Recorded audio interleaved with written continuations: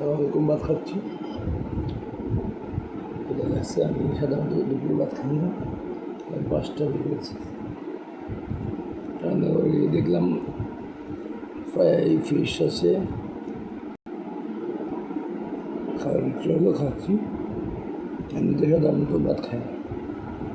কবি হালাল হাফিজের কবিতা গ্রন্থ পাঠ করেছি, ওখান থেকে প্রায় 10-15-20টা কবিতা আবৃত্তি করেছি, অনুবাদ সব।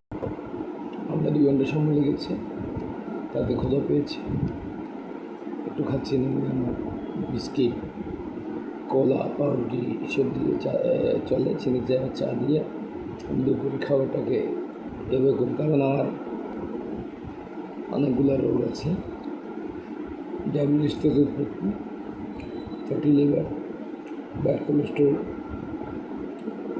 পেটের 4 নম্বরটা, তারপর হার্টের সমস্যা, ব্যথা উঠে, এদিকে গ্যাংগ্রিন রোগের লক্ষণ পাওয়া গেছে, ড্রেসিং করা হয়েছে, করছি, চলছে। চাকরিটা করতে পারতেছি না, হাঁটা চলা বেশি করলে পায়ে ফুলে যায়। আর রিসেন্ট একটা পরীক্ষাতে টেস্টে চলে আসছে, কী বলে না, গ্যাংগ্রিনের ওষুধ পাওয়া গেছে। আর ওটা ড্রেসিং হয়েছে, এখন ওয়াশ করে ওষুধ লাগাতে হয়। 2টা হাই অ্যান্টিবায়োটিক দেওয়া হয়েছে। আর কিডনি ডায়ালিসিসের 5টা স্টেজ, 40+ মাসের CBC, অ্যাভারেজ ডায়াবেটিসের লেভেল প্রতিদিন 420-এর উপর। কীভাবে আমি বেঁচে আছি? আল্লাহর রহমতে বেঁচে আছি। আর ওষুধ রেগুলার হয়। আমার এক বেলাতে 500 টাকার ওষুধ লাগে, 2 বেলাতে 30,000। আর 20,000 টাকা ডাক্তারের কাছে 2-3 বার গেলে ডাক্তার ফি আর টেস্ট ওষুধে চলে যায়। ওষুধ না, ওষুধের হিসাব টাকা না, ডাক্তার ফি টেস্টে চলে যায়। একটা টেস্ট ডাক্তাররা দিয়ে রাখেন 4 টাকা দেখে করে, দামি দামি টেস্ট দিয়ে রাখে। এখানে একটা দিচ্ছে 2800 না 3800 কথা। একটা দিচ্ছে জাস্ট ওই কিডনিতে কোনো ক্ষত সৃষ্টি হয়েছে কিনা এটা পরীক্ষা করার জন্য। রিপোর্টটা আমি নিইনি, কারণ একসাথে রিপোর্ট নিয়ে ডাক্তারকে দেখাবো। ডাক্তার ছিলেন না, ঢাকা ছিলেন, হাটাতে ট্রিটমেন্ট করি আলী হসপিটালে। ডাক্তারের কারণে আমি ওখানে যাই, ডাক্তারের সাথে একটা ভালো ফ্রেন্ডলি আলাপ করেন। বড় ভাইয়ের মতো জানেন, আমার জুনিয়র হবেন, জুনিয়র টু মি বা 10 years। গ্র্যাজুয়েশন দিচ্ছি আমরা ছিলাম, আমরা 27তম দিয়ে শুরু করছি, বিসিএস 27-28 বিষয়ে গিয়েছি 3 বার ভাইবা, হয় নাই। সেটা আল্লাহর ইচ্ছা। আসলে যেটা মন থেকে চাওয়া হয় না সেটা হয় না। মনের মধ্যে যদি আপনার পুলিশেরই পরীক্ষা দেবেন, মনে মনে চিন্তা করবেন আপনি ন্যায় বিচার, সঠিক বিচার করতে পারবেন না, তখন আমার সে জায়গায় না যাওয়া উচিত। আদালতে ছিলাম, আমার বাবা বিদেশ থেকে এসে আমাকে ব্যাংকে নিয়ে আসলেন, যেহেতু আমার ব্যাংকে চাকরি ছিল, চাকরি একটা হয়ে গেছে, হয়তো সবাই ফ্যামিলি চাও ব্যাংকে ঢুকে গেলাম। সরকারি চাকরি, সরকারি কোম্পানি ব্যাংকে অফিসার হিসেবে BRC 2009 সালে, 7 সালের সার্কুলার, 9 সালে নিয়োগ। এখন প্রায় 17 বছরে চলছে, এপ্রিলে জানি। তো চলে যাচ্ছে। এখন আমি গত 1 বছর যাবত অসুস্থ। আমি প্রায় 2 মাস মধ্যে চাকরি করতে পেরেছি, এখনও ছুটিতে আছি। কারণ আমার ওই কিডনির সমস্যা, ডায়ালিসিসে 1st স্টেজ আসছে, কিডনি ডায়াবেটিসের লেভেল কমাইতে হবে, বা এই গ্যাংগ্রিন হয়েছে, গ্যাংগ্রিন মানে তো বুঝে না, অঙ্গহানি শুরু হয় আর কি পা পছন্দরে। এটা সবাই বুঝে না, বোঝার চেষ্টা করে না, যাদের হয় তারাই বুঝে, কারণ সবার তো বুঝার দরকার নেই, সবার তো ডাক্তার হওয়ার দরকার নেই, অফিসার ঊর্ধ্বতন কর্মকর্তাদের এসব বুঝে লাভ নেই। আমরা তো আইন দিয়ে চালিত, আইন দিয়ে নিয়োগপ্রাপ্ত, আইন দিয়ে বিচার করবেন, মানে অন্তরাত্মা বিবেকের কোনো দাম নেই। মানুষ মারা যায় না স্ট্রোক করে, তো আমার অনেক বন্ধু মারা গেছে, 1-2 বছরের মধ্যে প্রায় 8-10 জন মারা গেছে, 2জন কিডনি ডিজিজে মারা গেছে। চট্টগ্রাম বিশ্ববিদ্যালয়ের শিক্ষক আমাদের দেশের আফতাব মনে হয়, মোটরসাইকেল অ্যাক্সিডেন্টে মারা গেছে। তারপরে এরকম আমার এই শালা, ফুফাতো শালা এই ফটিকছড়িতে যাওয়ার পরে ফকিরা চান বলে ওখানে বাড়ি, সে মোটরসাইকেল অ্যাক্সিডেন্টে মারা গেছে। আমার 10-15 বছর ছোট হবে, বিয়ের কয়েক মাসের মাথায়। তো ওই জন্য আমার বন্ধু মারা গেল, আমি আবেগকে সংযত করতে পারিনি, কান্নাকাটি করে ফেসবুকে বিবৃতি দিয়েছিলাম, তার জন্য দিয়েছিলাম। সে জহুর হকার মার্কেটের ব্যবসায়ী, দোকান ছিল, আর আমাদের সাথে স্কুলে একসাথে পড়তো প্রাইমারিতে, গ্রামের স্কুলে। যদিও আমার জীবনটা একটু এলোমেলো টাইপের। আমার বাবার ব্যবসা ছিল চিটাঙে, গাড়ির ব্যবসা, মোটরবাসের ব্যবসা, দোকান ছিল, বেশ কিছু পয়সা করি ছিল। মার খেয়ে গেছেন না আমরা যখন এসএসসিতে 96-97 দিকে, তখন উনি বিদেশ চলে যান। বিদেশ গিয়ে 14 সাল পর্যন্ত ছিলেন, তারপরে 19 সাল পর্যন্ত, 14 সালের আগে আসছে, 14 সালে ক্যান্সার দ্বারা পড়ছে, 19 সালের 5 আগস্ট মারা গেছে। মামা মারা গেছেন 20 সালের 27 জানুয়ারি। That is after 5 months, within 5 months of my father's demise. কি হয়ে গেলাম, এদিন হয়ে গেলাম, গার্ডিয়ানলেস হয়ে গেলাম। কিন্তু আল্লাহ তো মানুষের প্রকৃত গার্ডিয়ান। আপনার মুর্শিদ বাবা আছেন, মুর্শিদের দরবারে যাই, হাজব্যান্ডের দরবারে যাই, রহমান বাবার দরবারে যাই, শফি বাবার দরবারে যাই, আমার মুর্শিদ বাবা, মুর্শিদ কেবলা হজরত আল্লামা মুজিবুল বশর ভান্ডারী হাসান হোসেনি পীর বাবা, আমি ওনার মুরিদান হিসেবে নিজেকে শপথ দিয়েছি। উনি আমার রুহানি ফাদার, আমি ওনাকে স্মরণ করি, বিপদে আপদে যাওয়া হয় মাঝে মধ্যে, সপ্তাহে 2 সপ্তাহ পর। এখন চাকরি করতে পারতেছি না, কথা লম্বা হয়ে যাচ্ছে, পারতেছি না, আমার দরকার নেই তো করতে পারে। চাকরি অঙ্গহানি হলে চাকরি করতে পারে, স্ট্রোক করলে কি চাকরি করতে পারে, মারা গেলে কি চাকরি করতে পারে? আমি তো বেঁচেও আছি, চাকরিও আছে, আমি সুস্থ হয়ে চাকরি করতে পারবো বলে। আমি যদি সুস্থ না হয়ে গ্যাংগ্রিনকে পাত্তা না দিয়ে আমি যদি ওষুধকে দৌড়াই, খালি হবে আমার 3বার ড্রেসিং করতে হয় ডেলি, 3বার ওষুধ লাগাতে হয়, টাইমলি ওষুধ খেতে হয়, টাইমলি খাবার খেতে হয়। টাইমলি মানে আমার যেটা টাইম হয়ে গেছে সেটাই আমার খাবারের টাইম। সকালের খাবার সকাল, দুপুর খাবার দিতে হয়, আমারটা আমার টাইমে আমি খাই, আমার একটা নিজস্ব শিডিউল হয়ে গেছে। যাই হোক, আমি গত 1 বছরে নভেম্বর থেকে জানুয়ারির 6 তারিখ পর্যন্ত ছুটিতে ছিলাম, 1 দফা দরখাস্ত করেছি।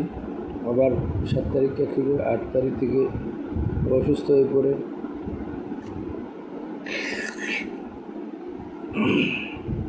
25/3/2025 পর্যন্ত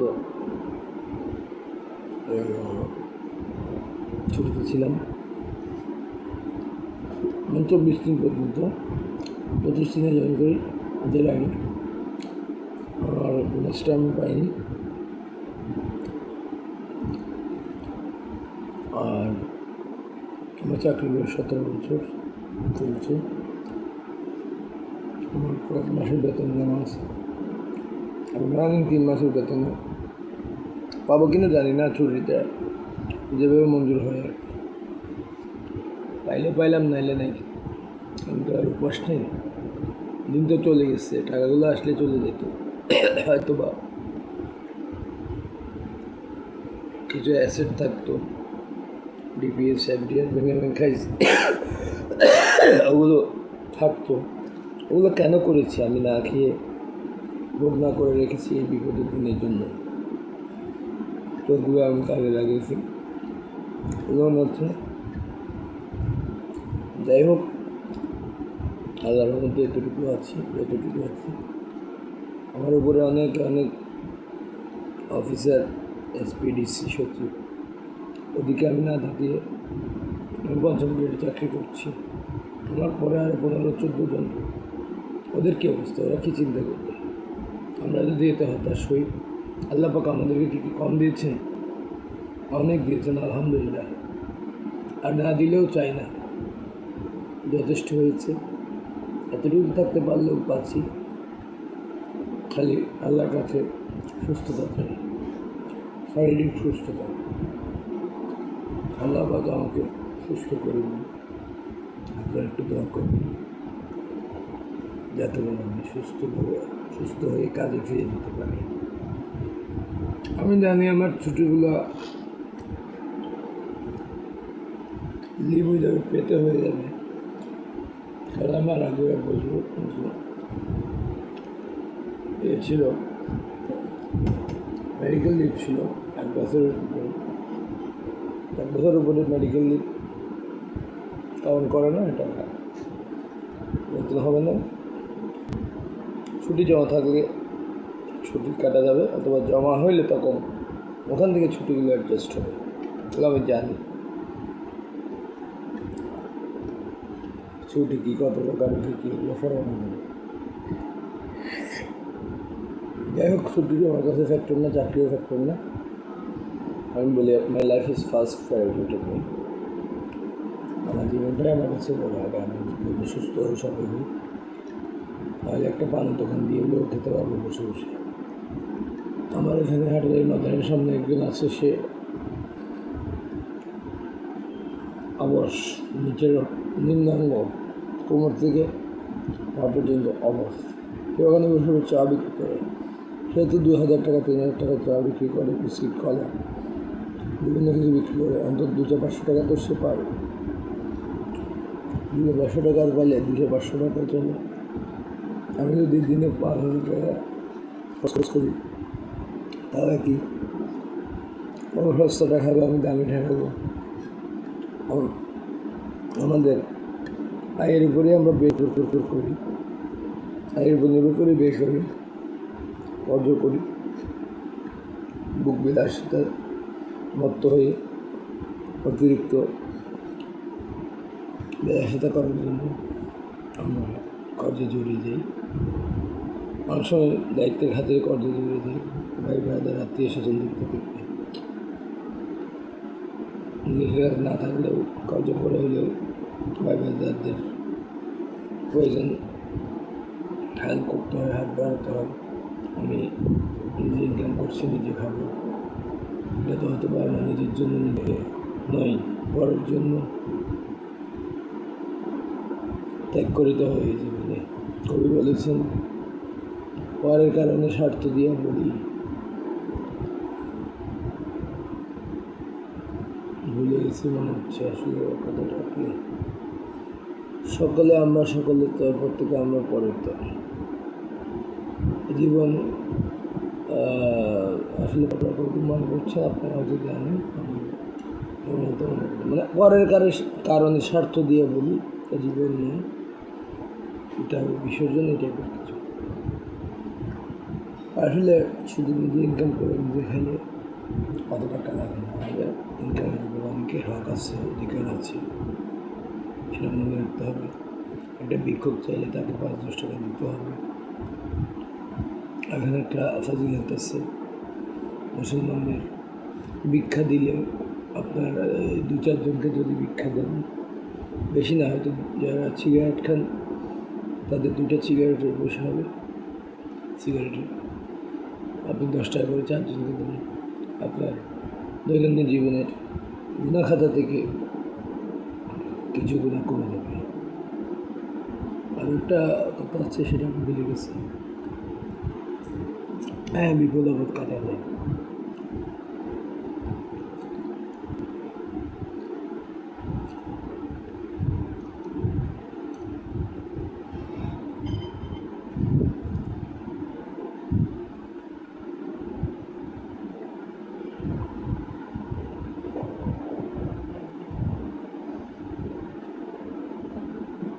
দোয়া করবেন আমি যেন সুস্থ হয়ে কাজে ফিরে যেতে পারি।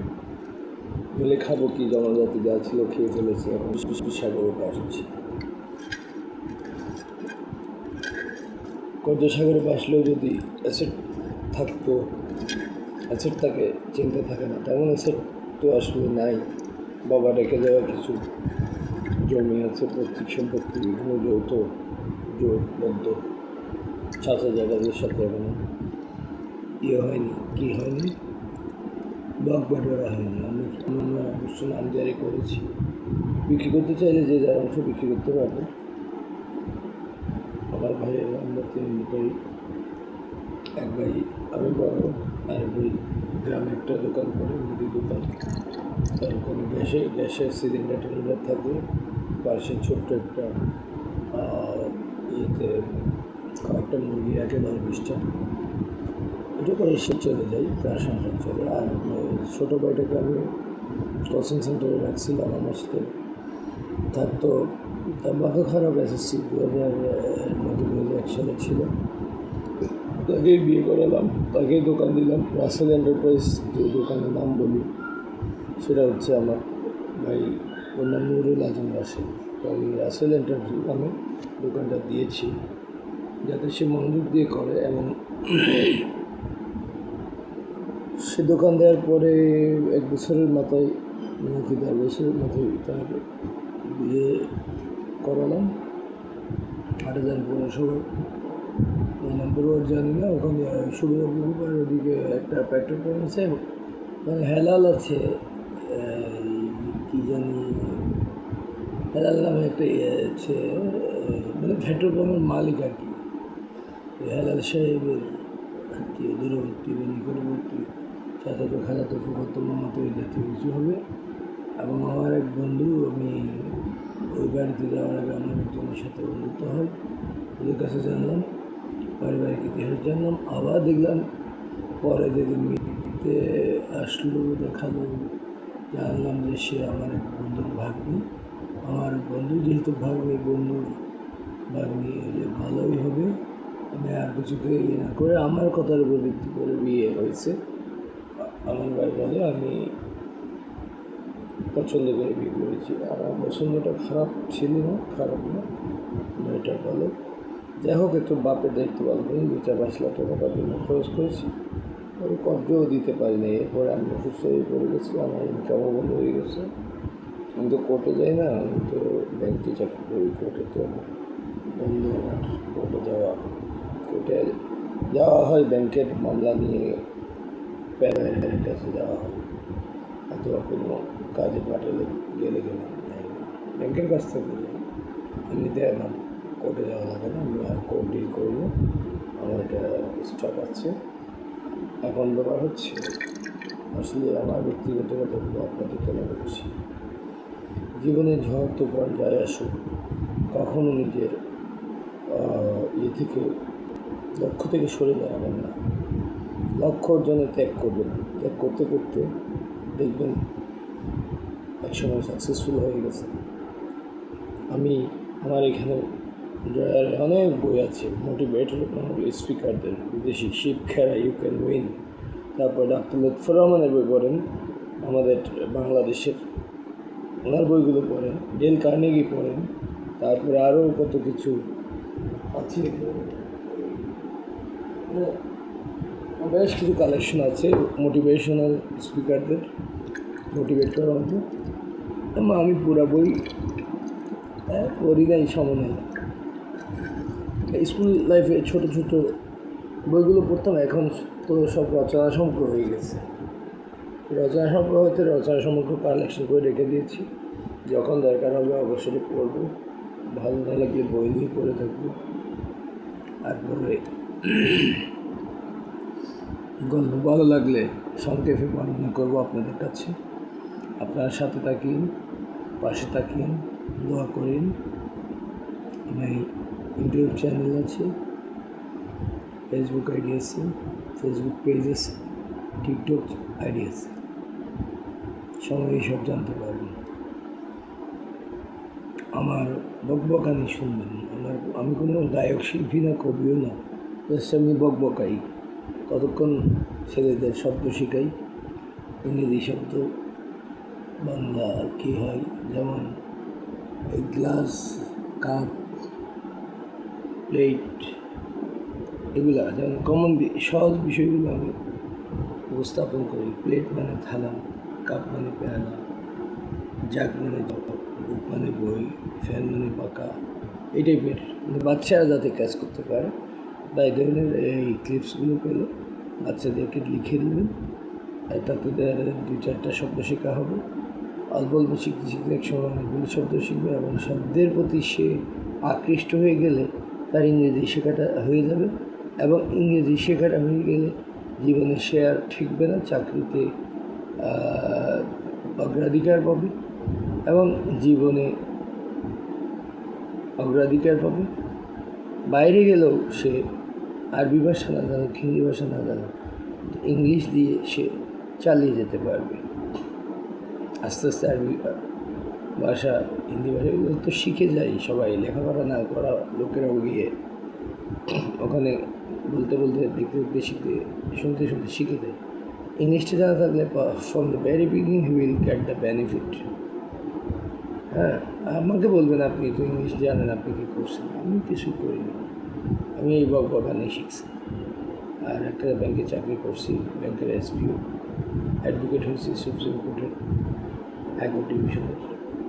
ওগুলো করে রাখছি, করা বললেন করা, যেটা হলে করে কি, অর্থাৎ বডি রেখে, মানে বাঁচবে রেখে স্থগিত হয়ে এটা আনা যায়। তারপরও নিজের একটা অর্জন এটা তো বলতে হয়। এটা অর্জন করতে তো আমার কষ্ট হয়েছে, মেধা, শ্রম, সময়, অর্থ সব কিছু ত্যাগ করতে হয়েছে আমাকে, কষ্ট করে ঢাকা যেতে হয়েছে বারকে বার। আমাদের ব্যাচটা আনলাকি, আমরা ফর্ম ফিল আপ করার পরে রেজিস্ট্রেশনে যাই, 5 বছর রেজিস্ট্রেশনের মেয়াদ চলে যাই, কোনো পরীক্ষা হয় না। আবার দেখা যায় রেজিস্ট্রেশনের পরে আরও 4-5 বছর চলে গেল, আমাদের ব্যাচ বার হলো, এরপরে দেখলাম বছরে 2টা ব্যাচ বার করতেছে, মানে আনলাকি 13 আর কি। তো বলবো যে যেখানে আছেন, যে কাজে আছেন, ভালো থাকেন। ছাত্রছাত্রীরা মনোযোগ দিয়ে লেখাপড়া করবেন। সুদিন সুখ শান্তি কাকে বলে বুঝতে পারবেন যদি লেখাপড়া করে জীবনে প্রতিষ্ঠিত হতে পারবেন। বাড়ি গাড়ির চিন্তা আপনাকে করতে হবে না, বাড়ি গাড়ি অন্যের টাকায় আপনার জন্য রেডি হয়ে থাকবে। কোম্পানি আপনাকে বাড়ি দিবে, গভর্নমেন্ট জবে আপনাকে বাড়ি দিবে, গাড়ি দিবে। সময় লাগবে, এক লাফে তো গাছে ওঠা যায় না, আস্তে আস্তে দিবে। যেমন আমি এখন এসপিও, আমি 2 বছর না হোক 5 বছর পরে তো এসডিএম হবো ইনশাল্লাহ। তখন আমার একটা গাড়ি আসবে গভর্নমেন্ট থেকে, এবং মান্থলি এক্সপেন্সগুলোও গভর্নমেন্ট থেকে, মানে ব্যাংক থেকে মান্থলি এক্সপেন্সের একটা অংশ তারা দেয় এক্সপেন্সের জন্য, ড্রাইভার খরচ, তেল খরচ, এসব আর কি। গাড়িটা সিস্টেমে দেয়, এটা পরে আপনারই হয়ে যায়, এটা লোন সিস্টেমে দেয়। লোন অ্যাডজাস্ট করতে করতে বেতন থেকে একসময় আপনার হয়ে যাবে। গোবর ভাস করে দিলাম, গোবরও হয়, গোমরও হয়। যাই হোক, দোয়া করবেন। আল্লাহ পাক এতটুকু এনেছেন, 16-17 বছর চাকরি হয়ে গেছে। 25 বছর হলে আমি গোল্ডেন হ্যান্ড স্ট্রাইক দিয়ে বিদায় নিতে চাচ্ছি। আর ধরেন 8 বছর মতো আমার সেই প্রেমিকার কাছে, আমার সেই কৃষ্ণচূড়ার কাছে নিচ্ছি, যেটা হচ্ছে পরীর পাহাড়, আদালত ভবন, হাইকোর্ট, ঢাকা জাজ কোর্টেও আমি কাজ করেছিলাম একসময়। মেম্বারশিপ পারমিশন নিয়ে ওখানে চট্টগ্রাম থেকে অনুমোদন নিয়ে ঢাকাতে মেম্বারশিপ নিয়েছিলাম। সেই অনেক কথা চাকরির আগে আমার সিনিয়র ছিলেন ঢাকায়, উনি বলে তুমি মেম্বারশিপ ঢাকায় নিয়ে আসো। আমি চিটাগাংটা রেখে ঢাকায় একটা অনুমতি নিয়েছিলাম। হয় না, আপনি হাইকোর্ট ডিভিশনের লয়ার হবেন, আপনাকে কোনো আদালতে যেতে হলে মানে আলাদা পারমিশন লাগবে না। আপনার গলার ব্যান্ডটাই যথেষ্ট, সাদা ব্যান্ডটাই আপনাকে বলে দিবে যে উনি একজন হাইকোর্টের লয়ার, উনিকে আর যা প্রশ্ন করবেন না, কিছু না। প্রশ্ন করতে পারেন, আপনি পরিচয় জানতে পারেন, এটা হচ্ছে অন্য বিষয়, কিন্তু প্রশ্ন করার রাখে না। সন্দেহ হলে বন্ধ কিনা ধরে দিতে পারে, অনেকে যদি ভণ্ডামি করে লয়ার সাথে, সেটা ভিন্ন বিষয়। তা আমি বলি, আমি যখন স্কুলে পড়তাম তখন লিখতাম, আসলে মানে কেউ বৃত্তি পাইছে। আমি পত্রিকা পড়ার একটা অভ্যাস ছিল, আমার আব্বাও আমাকে মাঝে মাঝে পত্রিকা নিয়ে আসতেন ঘরে। আমি যখন ক্লাস 8, 9, 10-এ পড়ি, আমি শেয়ারে পত্রিকায় কিনা আমার পাশের ফ্ল্যাটে একজন বড় ভাই ছিলেন, শহীদুল ইসলাম নাম, রাউজান বাড়ি। উনি একটা কলেজের প্রভাষক, মনোবিজ্ঞানের প্রভাষক। উনি মনোবিজ্ঞান মাস্টার্স করছিলেন। আমি এসএসসি পরীক্ষাতে ছিলাম। এখন তার সাথে শেয়ারে 2 টাকা না 4 টাকা একটা পত্রিকা আমরা দুজনে ভাগ করে নিতাম। এটা সম্ভবত পূর্বকুণ বা আজাদি ছিল, হ্যাঁ, তখন মেবি প্রথম আলো ছিলই না, এরপরে আসছে প্রথম আলো, কালের কণ্ঠ ছিল না, অনেক পত্রিকায় তখন ছিল না। 95-96-এর কথা বলছি, আমার যদি ভুল না হয় আর কি, যদি ভুল হয় আপনারা সংশোধন করে নেবেন। আমি আমার এই শিক্ষা জীবন, আমার বাস্তব জীবন একটু সংক্ষেপে বর্ণনা করছি, কারো কাজে লেগে যেতে পারে, এখান থেকে কিছু পয়েন্ট আপনারা পেয়ে যেতে পারেন। আমার শিক্ষা জীবন শুরু হচ্ছে নাসির। আমি 1-1.5 বছর বয়স থেকে চট্টগ্রামে বসবাস, শহরের মুরাদপুরে। আমার আপনার গাড়ির ব্যবসা ছিল, প্রতিষ্ঠিত সদাগর ছিলেন, কোম্পানি ছিলেন, আমাদের চেয়ারপোস্ট ছিল, 20-25টা গাড়ি ছিল। আমরা বছরে 2-4-5টা গাড়ি বানতেন, বিক্রি করতেন, এবং পরিবহন সেক্টরে ব্যবসা ছিল। এটা অনেকেই জানেন, আমাকে যারা চিনেন, আমার বাবাকে যারা চিনেন, আমার আত্মীয়স্বজন যারা আছেন তারা জানেন। আমার আব্বার খালাতো ভাই ছিলেন ইসলাম কোম্পানি, প্রগতি ডিলারশিপ ছিল তাদের। তারা 2 খালাতো ভাই প্রথমে একসাথে ব্যবসা শুরু করছে, মোটরবাসে। পরে যখন ব্যবসা বিস্তৃতি লাভ করছে, দুজন আলাদা হয়ে গেছেন, দুজন দুই দিকে প্রতিষ্ঠিত হয়ে গেলেন। দুজনেরই কারো কম সম্পদ ছিল না। আর আমার ওই জেঠা ইসলাম কোম্পানি সাহেব মারা গিয়েছেন, ওনার অনেক সম্পত্তি এখন রয়ে গেছে। 5 লাইশ মুন্সিপুকুর পাড়ে 20 তলা ফ্ল্যাট হচ্ছে, এটা ডেভেলপার করছে। ওরা একজনেই 2-5টা করে ফ্ল্যাট পাবে ডেভেলপার দেওয়ার পরেও, বা 3 ভাইয়ের সম্পদ সেটা। এরপর আরও হলো 95-96 দিকে গাড়ি বেচতে উনি শুধু বেচাই শুরু করলেন। দেখলেন যে ওনার একটা কথা শুনতাম, মনে পড়ছে, ছাই ধরলে চলে, স্বর্ণ ধরলে ছাই হয়ে যাচ্ছে, মানে পতন আসছে আর কি, দেউলিয়ার তো চলে আসতেছে। ওনার ব্যাংকিং সেক্টরে কোনো লোন ছিল না, লোন ছিল ওভাবে কেউ পার্টনারশিপ দিয়েছে গাড়িতে, এই 50,000 টাকা দিলে 2 আনা 16 আনা ভাগ করে 2 আনা দিত, ওই 2 আনা লভ্যাংশ দিত। ওইভাবে 16 আনা, 4 আনা, 8 আনা এভাবে ভাগ দিয়ে করতো। আমার আবার ব্যবসা ম্যানেজ করতো, লভ্যাংশ তাদেরকে সময় মতো পাঠিয়ে দিত, কিংবা তারা এসে নিয়ে যেতেন। অনেকে বিদেশ